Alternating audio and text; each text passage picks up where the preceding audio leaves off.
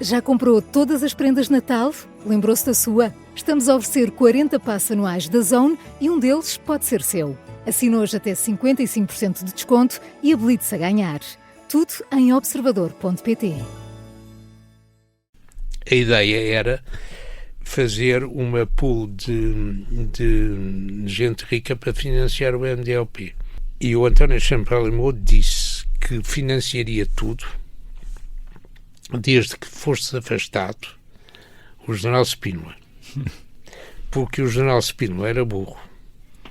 E disse isso assim? Disse isto assim, enquanto bebia um porto ou uma coisa qualquer. Alguém respondeu alguma coisa? Não, consultámos e era impossível. E o senhor António Champalimau concluiu, bom, então sendo assim, não afastando o general Spínola, eu vou-me embora, que não estou aqui a fazer nada. Então, mas queria ser António Champalimau a liderar. Queria ser António Champalimau a liderar o movimento de alguma maneira? Exatamente.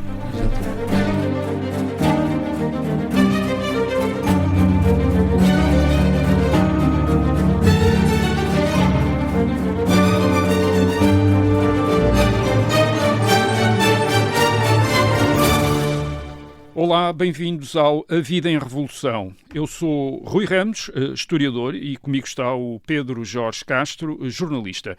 A Vida em Revolução é um programa em que vamos falar com pessoas que viveram a Revolução em Portugal em 1974 e em 1975 para tentar perceber como foi o seu cotidiano nesses tempos de mudança e de confronto político e o que pensam hoje, 50 anos passados, sobre essa experiência. Hoje temos a segunda parte da conversa com o Coronel Sanches Osório. Vai falar-nos da discussão sobre as refeições do Conselho de Ministros, da manifestação da maioria silenciosa, do 11 de Março, de um esquema com um banco para encontrar financiadores para o Partido da Democracia Cristã e do feitio explosivo de Spínola, que gritava e dava pontapés debaixo da mesa. Vamos então ouvir o Coronel Sanches Osório na primeira pessoa.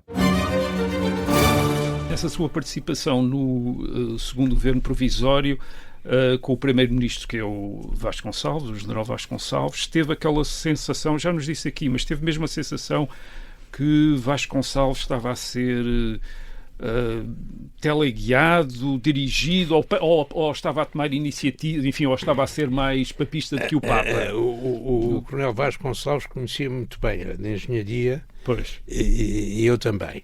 E lembro-me de estar à porta do gabinete dele, sair a Maria João Avilés, que fez uma entrevista, e eu entrei a seguir.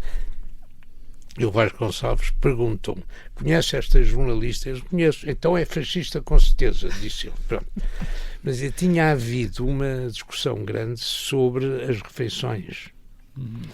Porque os ministros eram servidos pela messe de Pedroços, do Estado-Maior.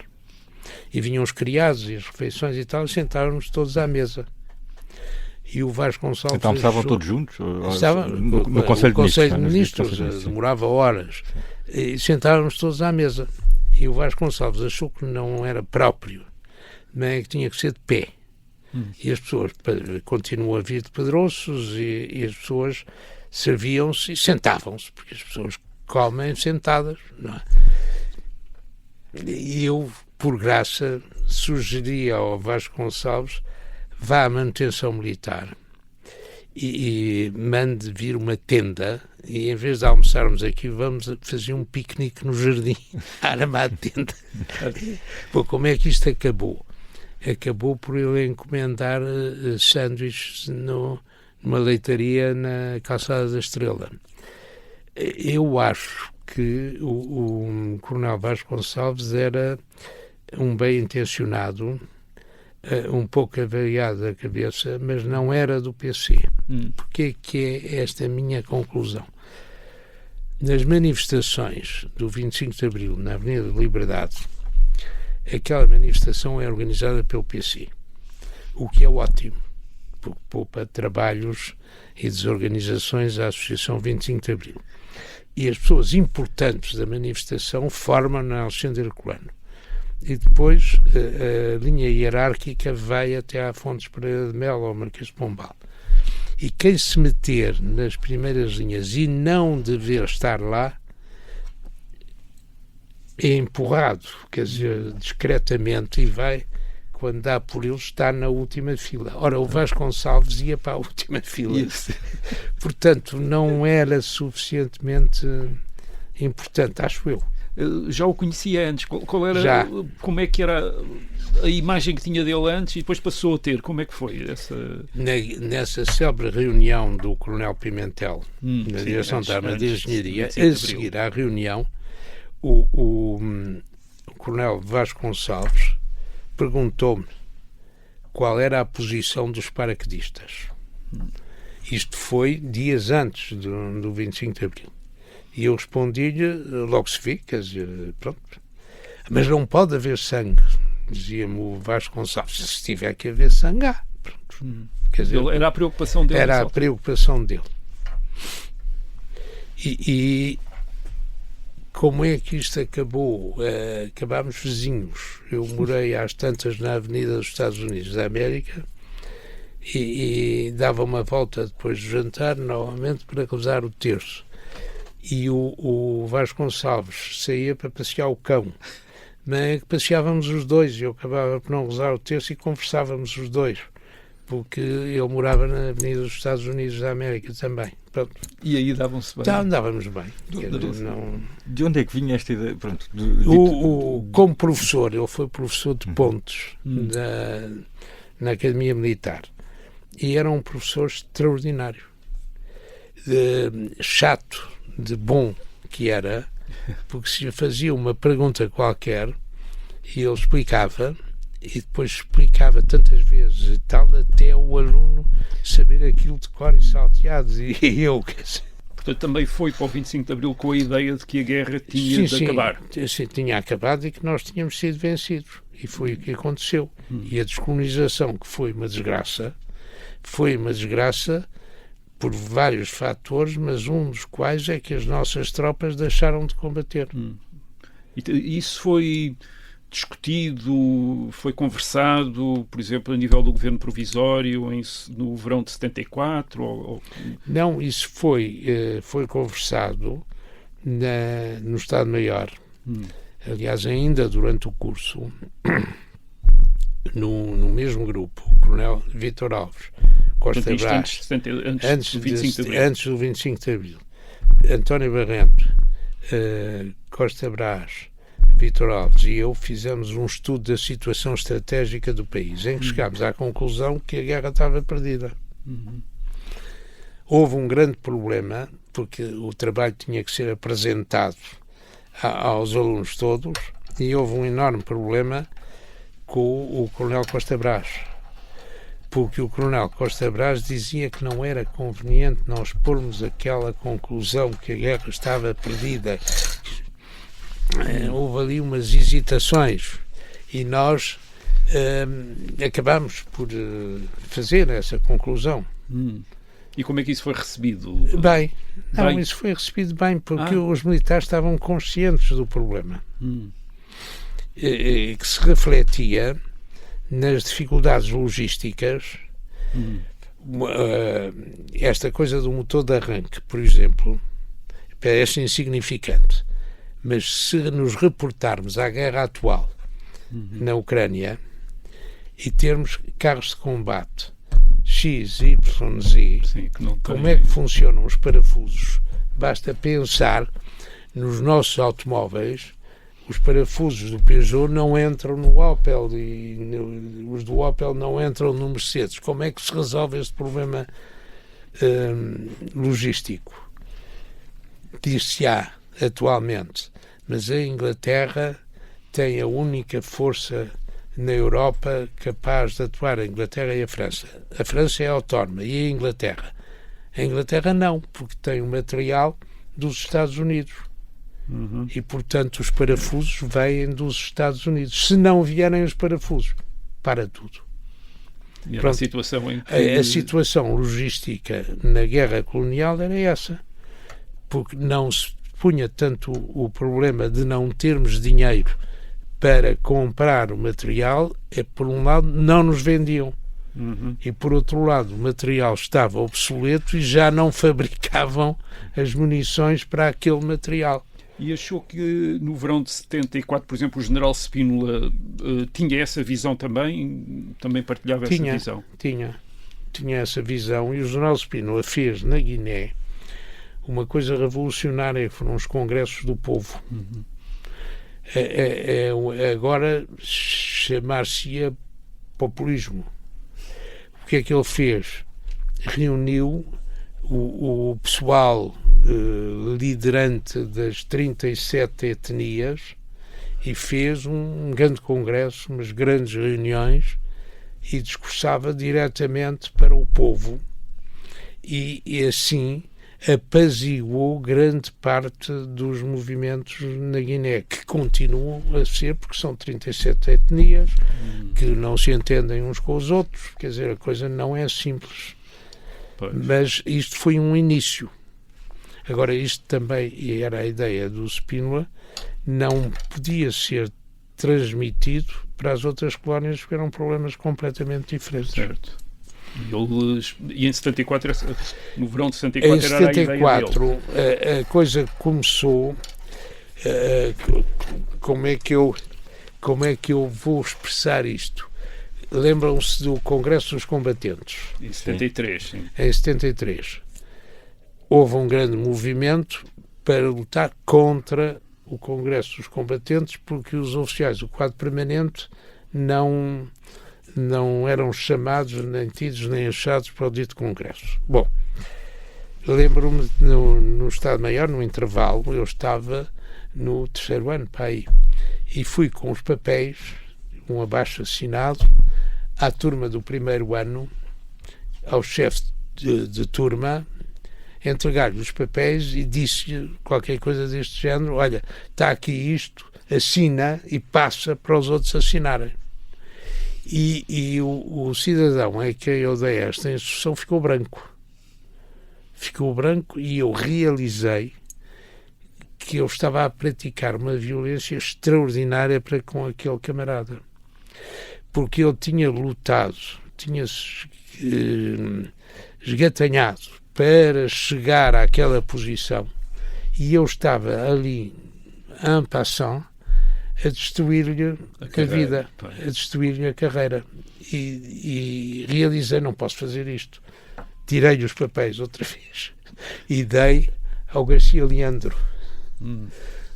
E pronto, e assinaram ou não assinaram, não faço ideia.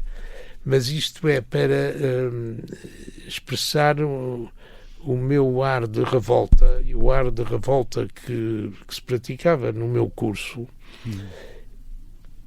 E os que estavam no 1º ano ficaram aflitos. Claro. Mas quem dirigia, lembro-me disso, o Costa Brás, sempre hesitou imenso em todas estas coisas do movimento, dizer ao curso todo: podemos assinar, o Firmino Miguel já assinou. E, quer dizer, não tinha passado pela cabeça, aliás, não conhecia nessa altura o Firmino Miguel, a não ser das aulas, que era meu professor. Em 74, queria perceber, na vida cotidiana, o que era ser ministro. Era uma coisa infernal. Era uma coisa infernal. Porque dizem os manuais de organização de empresas que um chefe não pode despachar com mais de 3 ou 4 e um ministro tem que assinar 50.000 papéis de tudo e de mais alguma coisa.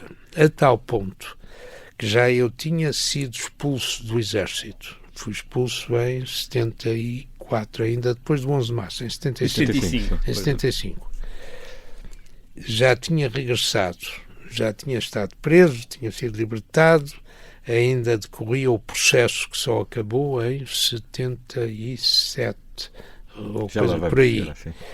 Vieram as contas da minha gerência do 2º governo provisório para serem apresentadas ao Tribunal de Contas, porque sem a minha assinatura não podiam, está a ver, e eu assinei as 3 coisas anos todas, depois. 3 anos depois. O país era outro.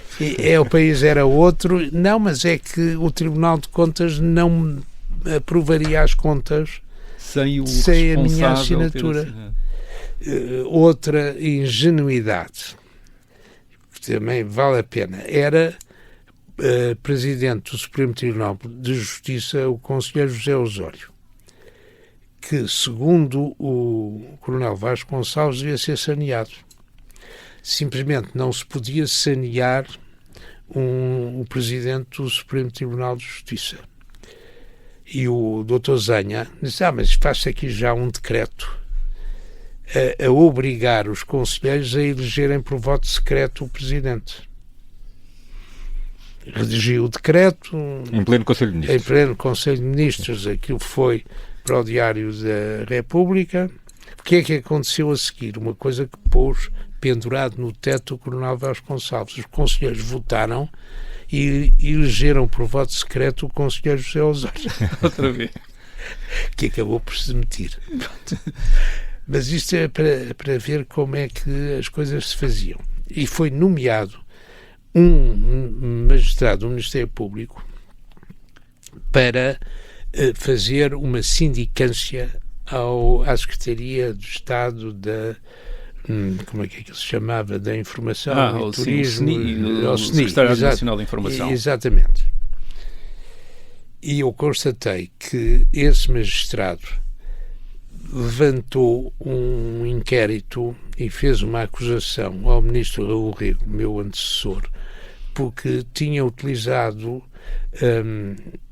verbas do gabinete para comprar água de uso ou uma coisa qualquer deste género. Eu fiquei irritado com o assunto e falei com o Ministro da Justiça, que era o Dr. Zenha, e disse, tem que mudar, está a ver a minha ingenuidade, tem que mudar aquele magistrado, porque eu não posso aturar aquele tipo no Ministério. Isto não se pode fazer isso. Bom, pronto, não se pode. Cheguei ao Ministério e chamei o dito magistrado. Não vou dizer o nome dele, e disse, pode vasculhar tudo o que quiser no Ministério. E no meu gabinete não entra. Porque se entrar, eu dou-lhe uma tareia. Está a ver, isto não se diz a um delegado. Como é que ele reagiu? Mal. Passou a odiar-me todo o tempo. Não houve confrontação física. Não. Mas, por exemplo, a seguir ao 28 de setembro, o pessoal do meu gabinete ficou sequestrado. Porque eu teria documentos secretíssimos no meu gabinete. Não tinha coisa nenhuma. Tinham os papéis do despacho normal. Ainda para verem como é que, e se calhar ainda funciona assim. Eu recebia como ministro 50 mil pessoas todos os dias e não me lembrava, ao fim do dia, o que é que eu tinha dito ao A, ou B ou C. De maneira que requisitei, ousadia, um taquígrafo. E veio uma cidadã dizer que tinha sido admitida e tal. E eu comecei a fazer uma discursata para ela tomar nota. E reparei que ela, afinal, de taquigrafia não sabia nada, porque ela escrevia diminutivos. Não era propriamente isso que eu queria. Pronto, portanto, está a ver que o papel do ministro ainda é mais grave, porque há um déficit de informação. Porque exatamente com esta papelada toda que ainda deve existir, ele não sabe o que se passa no país, porque não tem tempo para ver televisão. Portanto, recebe um relatório, era o que me acontecia, um relatório do gabinete de imprensa. Portanto, está sumário das notícias. Pode ser manipulado à vontade. Claro. Agora, talvez não seja assim, porque as coisas aparecem no telemóvel, todas. Pois. Mas naquela altura não. Então, mas no pouco como é que se informava, então? Como é que se tentava informar? Falava com pessoas? Falava com imensa gente, mas não sei se não fui manipulado, provavelmente. E o que é que aconteceu? Os partidos tomaram conta dos militares. E cada militar, cada partido tinha uns militares por conta. Como é que isso se passou? Assim, como é que isso se passou?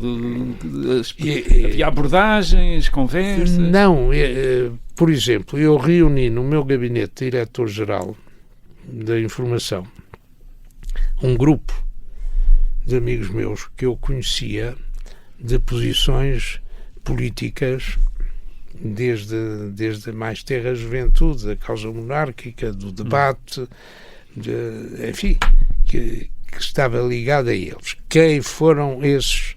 Vou explicar.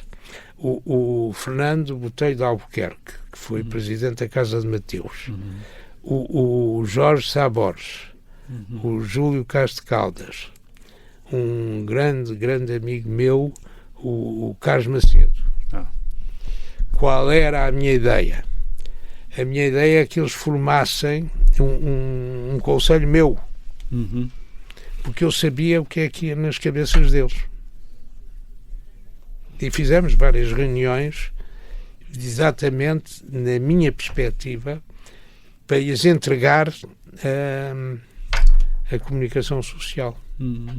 Não é uma coisa muito canónica, o membro do governo não devia fazer isso, mas perante a esquerdização, eu achei que devia ter aquele núcleo. Isto foi uma transição muito rápida dos jornalistas, não é? Do regime anterior, em que ainda tinham censura, para essa esquerdização. Isto foi tudo uma questão de dias.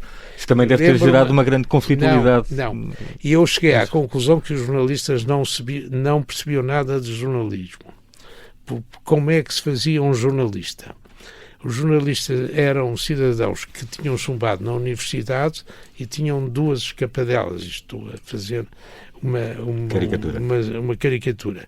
Iam para vendedores de automóveis ou iam para jornalismo. E no jornalismo o que é que começavam a fazer? A necrologia. Depois iam subindo na tarimba até... Bom, o que é que eu achei? Tenho que mandar... Estes tipos faziam um curso de jornalismo.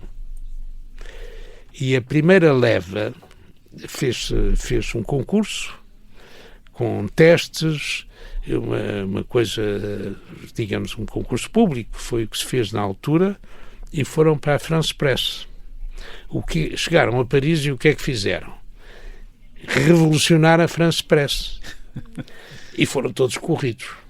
Pronto. E lembro-me de ter recebido aqui, em Lisboa, o diretor da France Press, um francês com o Beata de Gitane na boca, a dizer-me assim: fica avisado que se houver algum jornalista que me quiser sanear, eu que pertencia à resistência, fiz e aconteci, não sei o quê, atirarei esse jornalista pela janela do 2º andar da Rua do Ouro, onde era a sede da France Press. Tentar ver qual era o ambiente. Muito bem. Na imprensa e no governo, quando começa aquele choque... Espera, já agora deixa-me contar uma história do poder. É que eu não tinha, quando fazia as conferências de imprensa diárias, era um bebedor de café, nessa altura, como agora. E pedi, no fim de uma conferência de imprensa, onde é que se toma café. Bom, fiquei à conversa e quando ia para o café estava uma bandeja de prata com uns cidadãos prestimosos a porem o café na xícara, com o açucareiro, com isto, com a... Só realizei depois que aqueles cidadãos eram os diretores das várias repartições do Ministério e tinham consciência que a cabeça deles dependia de mim, só que eu não tinha essa consciência. Portanto, acabava por... Está a ver, aí percebi, saneados mas aí percebi a questão do poder. Pois. Tinha poder sobre a carreira deles, sobre a vida deles. Exatamente, mas eu não tinha consciência disso. Eles tinham, estavam aflitos. Estavam aflitos. Mostrar-se tão prestimosos. Exatamente. Porque tinha aquela a administração pública, ainda era composta das pessoas que tinham sido lá colocadas, tinham feito a sua carreira antes de 74 e todos eles estavam conscientes de que a qualquer momento podiam ser saneados. Exatamente. Mas não teve questões com saneamentos no seu Ministério? Tive. Então, porque o pessoal é que saneava as pessoas. Quer dizer, nem me davam conhecimento. Saneavam-se uns aos outros. Mas as pessoas, os saneados, não se iam queixar assim? Não. Houve um ou dois casos que cortaram-lhes o vencimento. E eu achei que era indecoroso. Quer dizer, fazem um processo, fazem não sei o quê, mas não matam à fome. Quer dizer, eu tenho que receber o vencimento. E determinei que tinham que pagar o vencimento. Portanto, foi contra a opinião do pessoal. Foi contra a opinião do povo. Daí a sua reputação, portanto, começou a descer. Pois. Começou a descer. Até que acabei por fazer uma declaração no Conselho de Ministros, presidido nessa altura, por exceção, pelo general Spínola, em que eu declarei que pedia a admissão do governo, aquilo que, pelas razões que eu descrevi há bocado, que o Mário Castanheira é que dava instruções ao Vasconcelos, não me interessava saber se ele era do PC ou não, mas o rumo do governo era para o PC, portanto eu não estava de acordo com isso e pedia a admissão do governo. E pronto. E como é que Spínola reagiu a esse pedido? Reagiu dando a admissão, e lembro-me que a Maria de Lourdes Pintacil, que estava ao meu lado, fez um papelinho e agora? E eu disse, agora não sei. Passou-lhe um papel, perguntei. Em plena reunião. Em plena reunião, e agora não faço ideia. Como é que era a relação entre Spínola e Vasconcelos? Quando eles estavam juntos? Mal. Dava faísca? Dava faísca. Tem assim alguma história que possa ilustrar isso? A história que eu posso contar tem a ver com o conceito de Estado. O que é que o general Spínola fez antes do 28 de setembro? Chamou o chefe das informações, que era o coronel Pedro Cardoso, para ir fazer um briefing da situação. Ele fez o briefing da situação ao general. Por si, não é? O Pedro Cardoso foi nomeado por si? Informalmente. Como adjunto militar. Não? Exato. Às tantas, convocou o Conselho de Estado e convocou o Pedro Cardoso para fazer o briefing ao Conselho de Estado. Das informações, não é? Das informações. E o estado da situação, digamos, das informações. E o que é que aconteceu? O Pedro Cardoso fez um briefing diferente. Mais ameno. O que levou o Conselho de Estado a votar contra o Spínola, a proposta da descolonização. E está nas atas uma acusação do professor Rui Luís Gomes, que era do PC, ao Contreiras, porque o Contreiras pertencia ao Conselho de Estado. Sim, a proposta da descolonização. E o Rui Luís Gomes acusou Contreiras de traição, o que não deixa de ser uma coisa curiosa. Como é que eu sei isso? Porque o Contreiras me contou. Mas está a ver... Mas nessa altura sentiu-se um spinolista ou como? Senti-me spinolista, mesmo não sendo spinolista, porque o general Spínola não gostava dos oficiais do Estado-Maior. Eu era do Estado-Maior. Não gostava dos oficiais de engenharia. Eu era de engenharia. O que é que tínhamos em comum? O Colégio Militar e os cavalos. Porque eu, aluno do Colégio Militar, entrei em muitos concursos hípicos com o capitão Spínola. E o meu conhecimento com o Spínola era dessa altura. E foi-me apresentado formalmente num aniversário do Colégio Militar, antes da Revolução, em comemoração do 3 de março de 1974, pelo brigadeiro Girão, que era na altura presidente da Junta Autónoma das Estradas, antiga no Colégio Militar também, com esta frase: apoiem este homem. E o Spínola já tinha sido demitido de vice-chefe do Estado-Maior por causa do livro. E foi assim que o apresentaram? E o brigadeiro Girão apresentou-me o Spínola e eu fiquei, digamos assim, spinolista. O Spínola era fácil, enfim, não era fácil o contacto com ele, mas porquê? O general Spínola berrava. E o interlocutor, das duas uma, ou lhe fazia frente e podia haver diálogo, ou ficava inferiorizado e estava tramado, porque não dizia nada. Era espezinhado logo a seguir. Se lhe fazia frente, a coisa... ele era assim, portanto... Era. E isso, claro, nem toda a gente tinha jeito de lidar com ele. Não.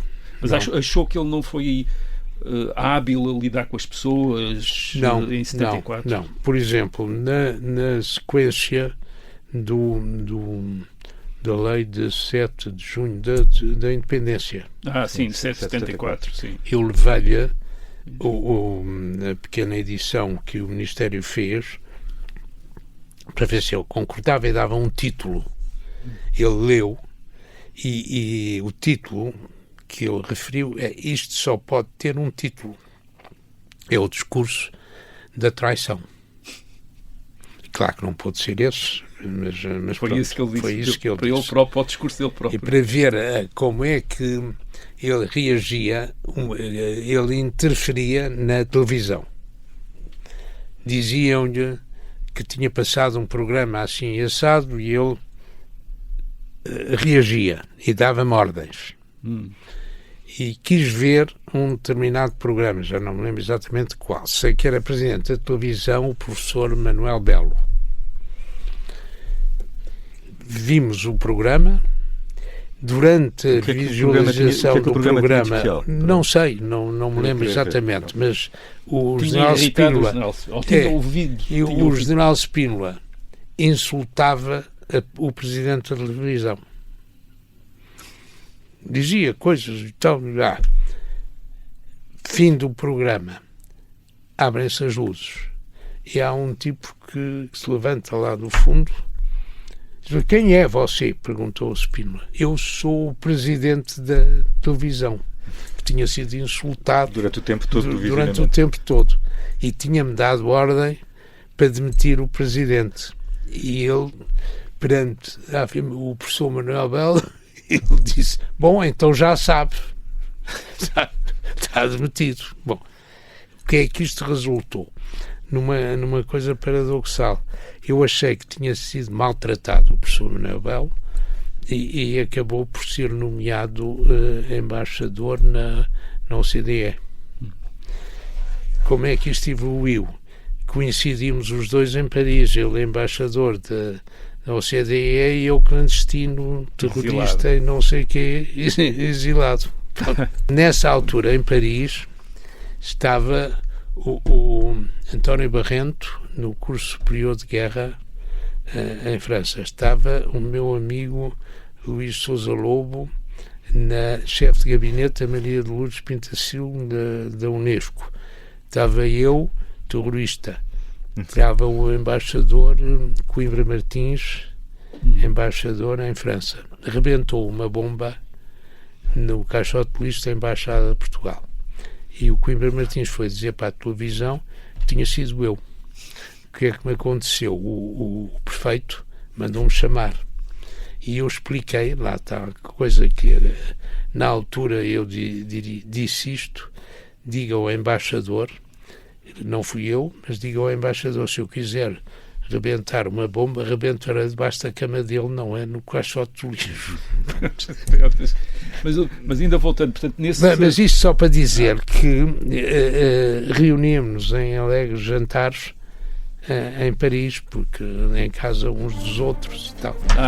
Uns perseguidos e outros não. Vamos agora fazer uma pausa, voltamos depois do intervalo.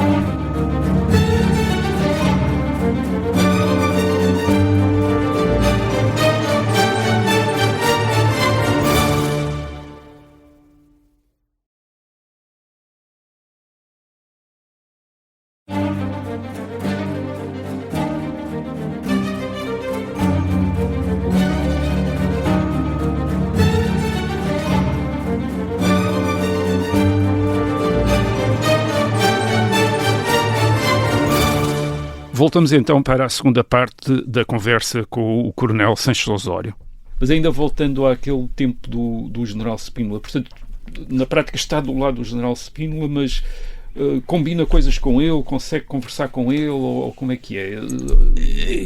Consigo conversar com ele, mas ele afirmando sempre que ele, Spínola, é social-democrata e que eu sou de direita. Portanto, eu sou um tipo de desconfiar. Mas depois a relação que ele tem com aqueles organizadores da manifestação, da Maria Silenciosa, sim. Como é que ele explicava essa relação? Quer dizer, Não, essa relação foi de caso pensado. Foi de caso pensado, quer dizer que eu estava organizado com os militares para se fazer a manifestação, com grande mobilização, que tinha como detonador a tourada. Pois. Da Liga dos Combatentes. Já não me lembro quem é que organizou, mas a ideia da tourada era ser aplaudido o general Spínola e ser assobiado e apupado o Vasconcelos. E isso resultou, não é? Resultou mal. Isso resultou mal numa manifestação do MDP, do PC, da extrema-esquerda à saída da tourada e nas barricadas para descobrir armas em tudo quanto é sítio. Eu sei quando pedi a demissão do governo e passei à licença ilimitada no Exército, que está no requerimento, para fazer política, porque eu achava que os militares, enquanto militares, não podem fazer política.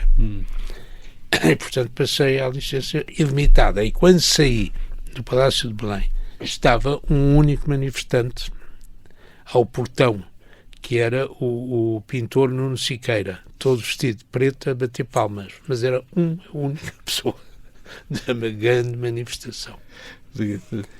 E aí percebi das hesitações do general Spínola, que eu achava que o general Spínola era um decisor.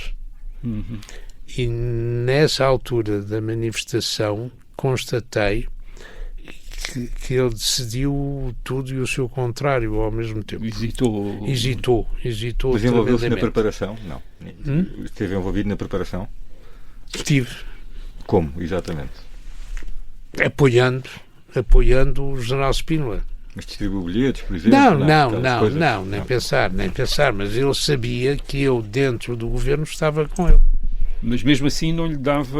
Isto é, fazia-se... Não, eu estou na direita, porque o general Spínola era social-democrata.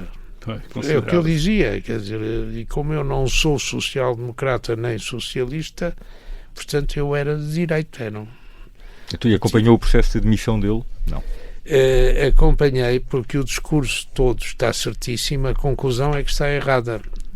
E nós passámos a noite... Exato. E nós passámos a noite a moer-lhe o juízo. Nós quem? Nós, o Zucco da Fonseca, eu e mais o monge e mais gente do gabinete dele a convencê-lo à conclusão contrária. Quer dizer, porque isto tudo é assim, então eu vou fazer e acontecer e tal, mas não é eu vou-me embora. E aí entra a cópia do De Gaulle, porque o general Spínola achou que, indo-se embora, o país ia buscá-lo. E não foi coisa nenhuma, como não vai buscar ninguém. E mesmo o general De Gaulle manipulou toda a gente para o irem buscar. Quer dizer, não... E mesmo assim levou muitos anos até o irem buscar outra vez. Exatamente. Mas era isso o cálculo do general Spínola, era esse? Quer dizer, acho que ir-se embora, para depois voltar com mais força. Exatamente. E depois, a partir daí, tem contactos ainda com ele? Fui ao Rio de Janeiro.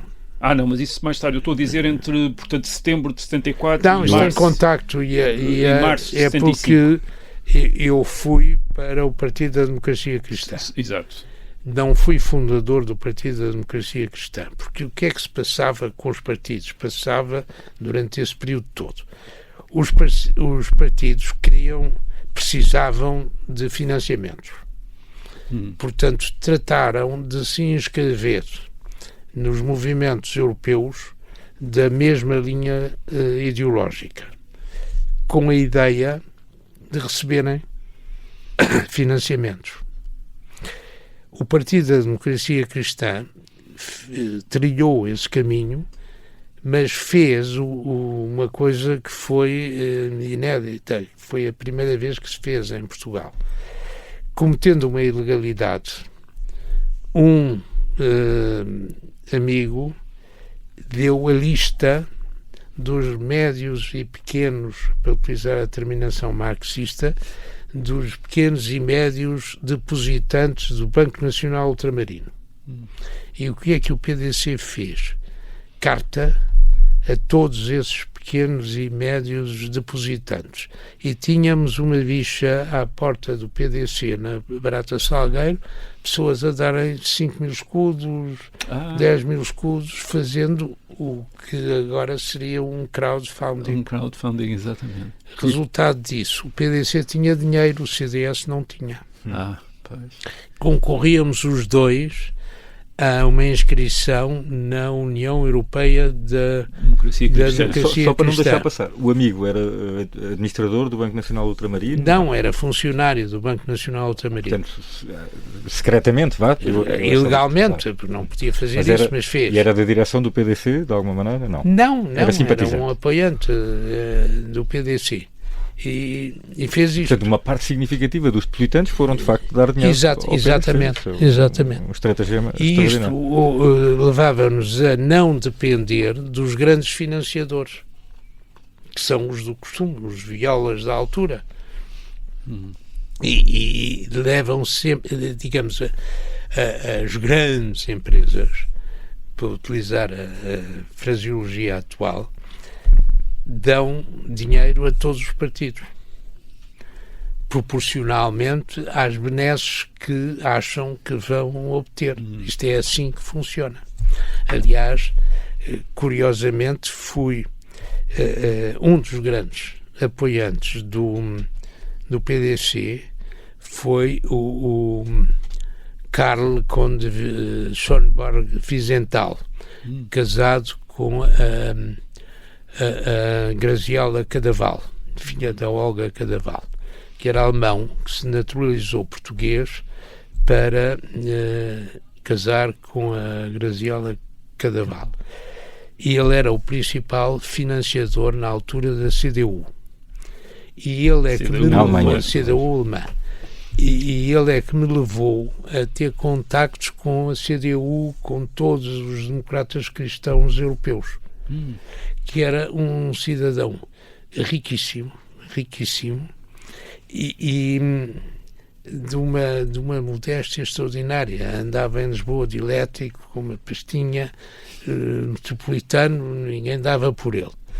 E ele é que me apresentou, digamos, à elite democrata cristã da Europa. Como é que funcionava a União Europeia da Democracia Cristã? Com o dinheiro dos alemães e a capacidade de intriga dos italianos. E quem geria a democracia cristã em Portugal era um italiano chamado Bernassola. E pronto, e fui à Itália para perceber como é que se financiava o partido. Tirando o crowdfunding, eram as grandes empresas que financiavam o Partido Democrata Cristão Italiano. E o chefe desse financiamento era o presidente da Alitalia, que era nomeado. As empresas públicas italianas estavam todas repartidas como cá. Muitos partidos. E havia uma empresa pública como nós fizemos cá, não me lembro agora do nome, que geria as participações do Estado. As participações do Estado. Pois. E essa empresa, a Itália, é que distribuía. Como é que isto acabou? Tudo preso. Foram todos presos, a democracia cristã acabou. Sim, nos anos 90.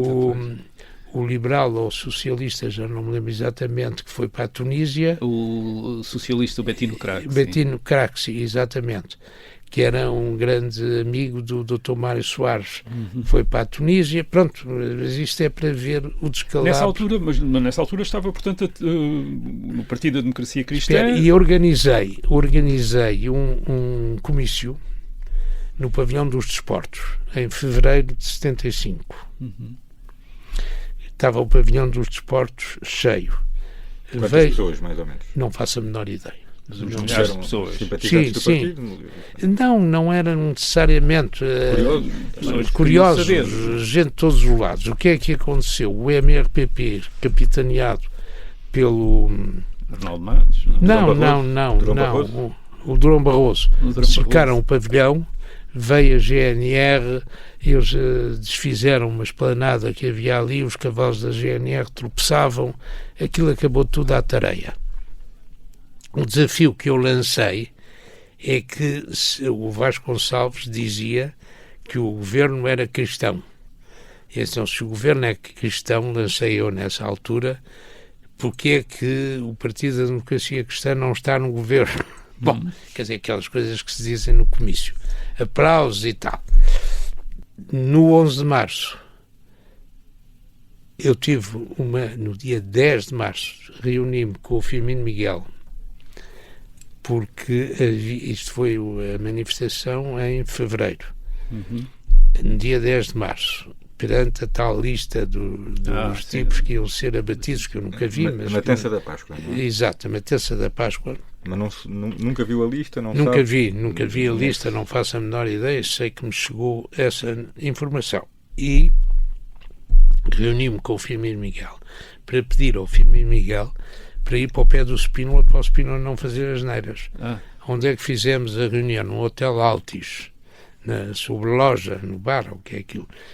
Ele não foi, porque ele estava mobilizado para Angola. E a coisa interessante, para o Firmino Miguel não ter sido preso no decurso do 11 de março, onde é que ele estava? Estava no gabinete do Fabião. O Carlos Fabião, que era o chefe de Estado-Maior do que era o chefe de Estado-Maior. E o Fabião reteve no gabinete exatamente para evitar que o Firmino Miguel fosse preso, para poder ir para Angola. Nessa altura, portanto, já tem uns meses de líder partidário. Estava a gostar da liderança partidária, da direção de um partido, da construção de um partido, ou nem por isso? Quer dizer, foi muito rápido, foi tudo muito rápido. Tínhamos grande apoio, grande adesão, e eu tenho a impressão que a manifestação que se fez no Pavilhão dos Portos foi um detonador para o 11 de março. Porque na sequência do 11 de março a sede do PDC foi assaltada, foram defenestrados os papéis e as mobílias e aquela coisa toda, e eu acabei por sair. Sim, teve de sair para não ser preso. Sei que depois, naquela reunião selvagem, sim, da Assembleia cujas gravações apareceram e foram publicadas pelo Contreiras, aparece, porque eu já não estava na estrutura militar quando isso aconteceu, estava aonde? Na Golgã. Estava na Golgã e acabei por ir da Golgã para Fátima, 11 de março. Eu era servita em Fátima, de maneira que fui primeiro para a Golgã, para a casa do Dr. Maltês, que foi Presidente da Câmara anos, para a casa da avó do Dr. Maltês, que era um jovem que depois me transportou para o meu automóvel que estava parado no entroncamento para eu ir para Fátima. De Fátima fui para Alfaiates, de Alfaiates para São Romão. De São Romão fui para Alfaiates, de Alfaiates fui a pé para apanhar o comboio para ir para Salamanca. Mas antes disso, só para não deixar passar, estava a par do golpe do 11 de março? Estava a par da participação de... Não, eu dava suporte ao general Spínola. Então estava a par de tudo, ou não? Não estava a par de tudo, estava à disposição do general Spínola na Golgã. Mas não sabia o que ia acontecer? Não. Sabia que ia haver uma movimentação militar, mas agora qual o resultado disso soube pela rádio. Portanto, não estava por dentro da Não. E nessa altura não tem hesitação em relação à opção de sair do país? Quer dizer, percebe que não está seguro cá dentro? Não, exatamente. Por ser spinolista? Porque eu acho que continua a ser apanágio nosso, do nosso clima temperado marítimo, arranjarmos uma escapadelas. Eu não tenho nada a temer, portanto vou preso. Não, quer dizer, eu não... Essa coisa de ser preso não acho nada bem, vou-me embora. E teve percalços no caminho? Não. Ninguém o reconheceu a tentar fugir? Não. Não. Disfarçou-se de alguma maneira? Porque o passador de alfaiates me dizia no caminho, não, ainda ontem passou por aqui o Major Sanches Osório e passou bem, está a ver, era eu. O passador estava a falar consigo sem saber. Sem saber. E eu levava uma capa do Cônego Galamba que, pronto, que parecia o anúncio do Porto Sandeman. Então disfarçou-se de alguma maneira, não é? Não, disfarcei, mas não disfarçava coisa nenhuma. Mas pronto, pintaram-me o cabelo e não sei o quê. Mas pronto, não... Mas não foi necessário, quer dizer. E depois em Espanha tinha alguém à espera? Ou...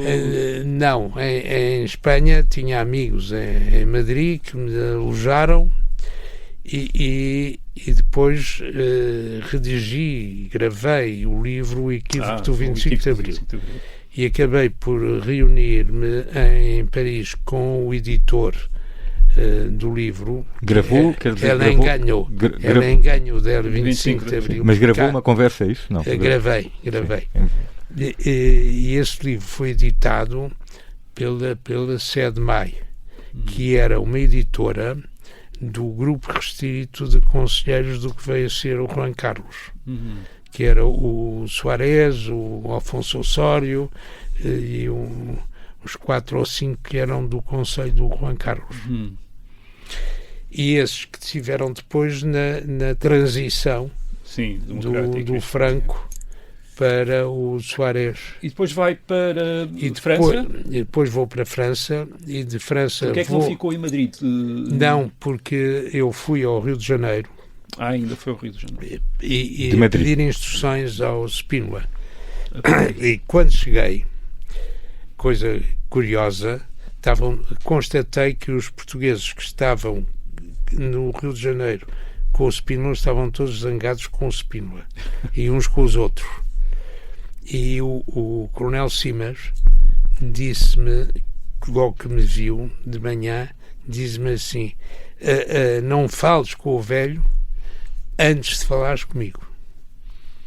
E o general Spínola disse, ainda bem que chegou, vamos almoçar com o Carlos Lacerda. Eu não vou almoçar coisa nenhuma, passamos a noite no avião, não é que eu vou dormir. Pronto. E mais uma vez fui tomar café ali num estabelecimento qualquer, ao balcão. Quem é que estava ao meu lado? O homem do Congresso dos Combatentes, que era o Arnaud Pombeiro, que era da direção da Liga dos Antigos Graduados da Mocidade Portuguesa. E era suposto eu estar incógnito no Rio de Janeiro, mas não estava nada incógnito, estávamos ali ao lado um do outro.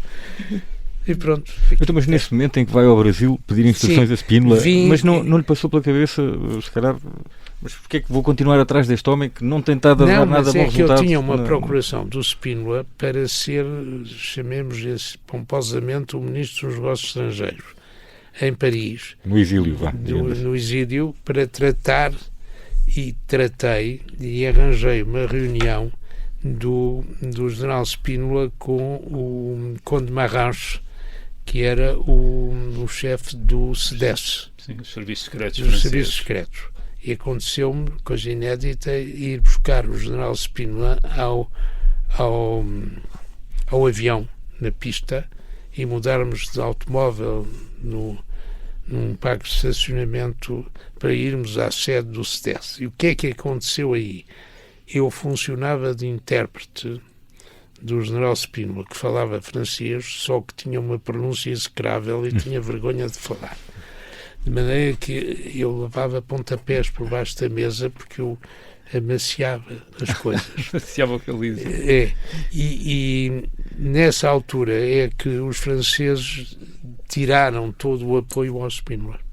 O que é que foi decisivo nessa... Foi decisivo a ideia de manobra que o Spínola tinha, era uma invasão do território com armas que vinham de Angola, enfim, um esquema de fornecimento complicado. E eu achava, com o Pradel de Abreu e com o engenheiro Jorge Jardim, que tinha que ser o MDLP. Tinha que ser uma coisa subversiva, que acabou por vir a ser com o movimento Maria da Fonte. Pois. Portanto, o Spínola tinha uma ideia mais militar. Uma coisa militar. A reconquista do país. Exato, exatamente. E isso é que... E os franceses deixaram claro que não iam apoiar isso, não é? Deixaram, porque os franceses, em relação à África, tinham o Monsieur Focard, que tinha sido nomeado pelo general de Gaulle, e trabalhava no Eliseu, e conhecia todos os presidentes da África de expressão francesa. Ele é que punha e tirava os presidentes, manipulava aquilo tudo. E na altura, em 75, era presidente da França o Giscard d'Estaing. Mas o Focard acabou por morrer no seu posto, com 90 e não sei quantos anos, já sob a presidência de Mitterrand. Sim, eu fico... Isto é para ver a uniformidade de decisões quanto à África. Em França, pois. Em França. Coisa que não acontecia entre nós. Quer dizer, porque entre nós é tudo uma coisa... E o general Spínola aí ficou o quê? Um bocadinho foi completamente isolado, marginalizado. E eu lembro-me que na altura o ministro do interior da França, que era o príncipe Poniatowski, deu em determinada altura 3 dias para o Spínola abandonar Paris. E tivemos um diálogo, o general Spínola e eu, agressivo. Porque o general Spínola, quando eu lhe dei a notícia, tem 3 dias para sair, e aconselhei, vai para a Suíça, está em casa do seu irmão e deixe lá ver o que é que vai acontecer em Portugal. Ele disse, não, eu vou mandar o chefe do meu gabinete falar com o Poniatowski. Ele disse, não vai mandar coisa nenhuma, porque não tem gabinete. Veio um jornalista que era o Oliveira Dias, irmão que foi presidente da Assembleia da República. Disse, não vale a pena, quer dizer, ele esteve uma semana no hotel com manifestações à porta da extrema-esquerda a chamar-lhe nomes e tal, com grandes chatices dos serviços franceses. O que é que vamos fazer do general? Quer dizer, maçada e tal. E depois foi para a Suíça e tinha um passaporte falso em nome de António Ribeiro. E dizia, assim é o bom, porque até me confundem com o patriarca. Como se de samarra, com pele de raposa e chapéu a Mazantino e monóculo, toda a gente na Europa naquela altura conhecia aquele cidadão. Onde é que se encaixa aqui aquela reunião que houve em casa de Manuel Belhosa, em Paris? Isso é o financiamento do MDLP. Mas é nesta altura. A ideia era fazer uma pool de gente rica para financiar o MDLP. E nos aperitivos, o Sr. António Champalimau esteve na reunião. Estive na reunião. Quem é que estava, então? Quem é que na estava? reunião estava o Miguel Quina, estava o Manuel Magalhães, o João Ferreira da Fonseca, o Cota Dias, representando o Queiroz Pereira, salvo erro, e o António Champalimau. E o António Champalimau... Quem é que teve a iniciativa dessa reunião, já agora? Não sei. Não foi sua? Pronto. Não foi minha. Sei que foi em casa de Manuel Belhosa. E o António Champalimau disse que financiaria tudo, desde que fosse afastado o general Spínola. Porque o general Spínola era burro. E disse isso assim? Disse isto assim, enquanto bebia um porto ou alguma coisa qualquer. Alguém respondeu alguma coisa? Não, consultámos e era impossível. E o Sr. António Champalimau concluiu, bom, então sendo assim, não afastando o general Spínola, eu vou-me embora, que não estou aqui a fazer nada. Então, mas queria ser António Champalimau a liderar. Queria ser António Champalimau a liderar o movimento de alguma maneira? Exatamente. E depois, o que é que aconteceu a seguir? Depois, a seguir, fomos o João Ferreira da Fonseca, o Manuel Magalhães e eu, a Geneve, abrir uma conta número T com a CAT que fizemos nessa altura. Foi não muito me lembro dinheiro? quanto. Não era Mas todos os exagerado. outros ficaram, contribuíram. Mas ficámos nós numa conta número T em Geneve. E esse dinheiro era para financiar as Para operações financiar da o MDLP. E era gerido por quem? Pelo Jorge Jardim? Não. Era gerido pelo MDLP. E serviu mesmo para financiar? Acho que sim. Quer dizer, eu quero crer que sim. Quer dizer, Depois perdeu o controle disso. Não, isso perdi completamente. Não era aproveitado por Spínola esse financiamento? Bom. Não sei. Aliás, o tal comício no Pavilhão dos Desportos foi financiado pelo Jorge Espírito Santo, pelo BES. E o que é que me aconteceu? Eu não tinha conta no BES, uma empresa de que eu era administrador recebeu o dinheiro e eu passei cheques dessa empresa para o Partido da Democracia Cristã. Houve o 11 de março. O partido foi ilegalizado. O Jorge Espírito Santo foi preso. Eu passei cheques. Quando cheguei a Paris, constatei que a Comissão de Trabalhadores do Banco Espírito Santo me acusava de ser um criminoso de passar cheques sem provisão. Porque o que é que aconteceu?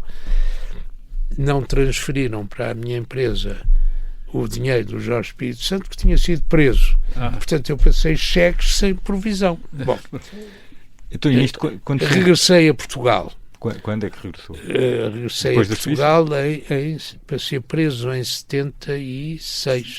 Depois de 25 de novembro. E o que é que me aconteceu? Uma ação do BES contra mim para pagar do BES já nacionalizado, cheques, não é? Do BES exatamente, os cheques que eles tinham pago e que não tinham provisão. E que eu acabei por pagar o comício do Pavilhão dos Desportos em prestações suaves. Porque me dizia o advogado do BES, mais vale alguma coisa, por pouco que seja, do que nada. Então que eu fui pagando. Nisto, acompanhou as eleições, as primeiras eleições de 25 de abril de 75. Sem direitos políticos, não votei. E à distância? Não votei. Nem estava em Portugal? Estava em Portugal, a viver em Colares, mas não tinha direito de voto. E acha que teria sido eleito se o PDC tivesse avançado? O PDC é uma coisa curiosa, ia às eleições em coligação com o CDS. E em número 1 da lista de Lisboa estava o professor Palma Carlos. Em reunião no hotel ao pé dos Jerónimos, que era proprietário o Emídio Pinheiro, que era do CDS. Fizemos aí uma reunião para acertar finalmente as listas. E lembro-me que demorou até às 4 da manhã. Porquê? Porque o Dr. Basílio Horta, fundador do CDS, disse que não podia apoiar a lista que tivesse em número 1 o professor Palma Carlos, porque o professor Palma Carlos era da maçonaria. O que é que aconteceu a seguir? Baralhou-se toda a gente a discutir. O professor Freitas do Amaral, que tinha convidado o Palma Carlos, disse às tantas: eu não desconvido o Palma Carlos, porque eu é que o convidei, portanto não desconvido. E como é que acabou? O Palma Carlos escreveu uma carta que não tinha nem idade, nem saúde, nem não sei o quê, para nos aturar, e desistiu. Pronto. E depois acabou por nem haver essa lista, portanto depois o PDC foi ilegalizado. Eu ainda fui a Viena, digo sempre Viena da Áustria para não se confundir com Viana do Alentejo. Fui a Viena da Áustria, uma reunião da União Europeia, e tive um esclarecimento fantástico sobre como é que aquilo funcionava. União Europeia da Democracia Cristã. Descrevi o que se tinha passado no 11 de março no respeitante à democracia cristã. No fim, o senhor Bernard Sola disse assim: agora vamos fazer uma conferência de imprensa e vamos dizer que o Major não esteve cá. E o presidente, que era um embaixador Bucks alemão, disse assim: mas como é que vamos dizer que ele não esteve cá se ele está aqui? Estão a ver a diferença de mentalidade. Bom, e pronto, e a partir daí houve uns tantos que estavam presentes na reunião da democracia cristã Qual era a minha proposta? Ficar uma parte na clandestinidade e outra parte legal. Chumbaram. E Freitas do Amaral, nesse processo? O Freitas do Amaral... era o seu aliado, não é? Não, o Freitas do Amaral achava que eu estava muito à direita. Eu disse isso no Parlamento holandês, em Haia, que eu era reacionário. E eu fiquei muito admirado, porque eu fui ouvido primeiro, porque era mais antigo. E depois fiquei a ouvir as declarações do Freitas do Amaral. Não disse nada sobre isso? Não, já não era a minha altura, quer dizer, pronto. Mas quer dizer, eles acusavam disso, mas tinham noção que tinha estado no 25 de Abril, isto é. Sim, mas o problema é o pós de 25 de Abril, não é o 25 de Abril, é o pós de 25 de Abril, e a ideia que ainda permanece que a sociedade portuguesa é socialista. E quando volta depois em 76, portanto, é preso? Sou preso para fazerem o processo do 11 de março? Do 11 de março.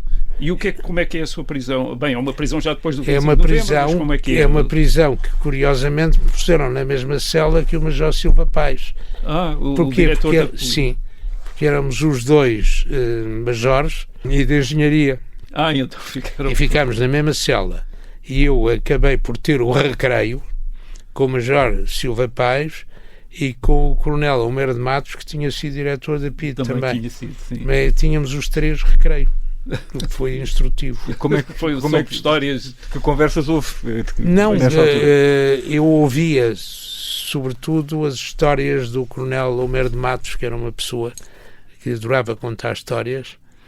E pronto. Mas contava histórias também sobre e acabei por fazer dieta, porque o Major Silva Paes comia a ração dele e a minha.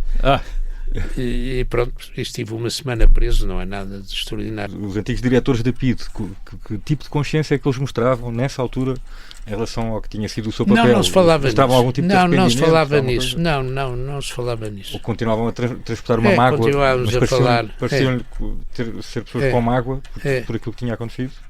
Não, o Coronel Homero de Matos detestava o General Spínola. Mas histórias antigas de cavalos. E o Silva Paes? E o Silva Paes, quer dizer, já estava bastante adoentado, mas praticamente não falava. Mas estava a dizer, portanto, ainda pensa voltar à política? Quer dizer, retomar... Sim. Aí é que foi um sucesso total e fiz um requerimento. Já agora também é importante para vermos como é que a justiça funciona. Porque a lei dos partidos políticos previa, agora não sei como é que está atualmente, previa um número de filiados taxativo, já não me lembro exatamente quais. E o PDC não tinha. E eu requeri ao Supremo Tribunal de Justiça a extinção do PDC. Era presidente do Supremo o conselheiro Almeida Borges. E nunca mais me davam resposta. E eu pedi uma audiência ao conselheiro Almeida Borges, exatamente para lhe pedir uma decisão sobre o assunto. E a resposta que eu obtive, extremamente civilizada e urbana, foi esta: não decidi, nem vou decidir, porque acho que não é oportuno. Pronto. E a coisa morreu assim, e o Partido da Democracia Cristã durou, julgo que já não existe agora, até anos. Olha, continua a relacionar-se com Spínola depois, ainda? Raramente, muito raramente. Esfriou a relação, então? Depois não... Esfriou o relacionamento? Não, quer dizer, falávamos, mas, por exemplo, quando foi a promoção a Marechal, tivemos o general Spínola, chamou o professor Palma Carlos. Foi à casa dele. Qual era a ideia?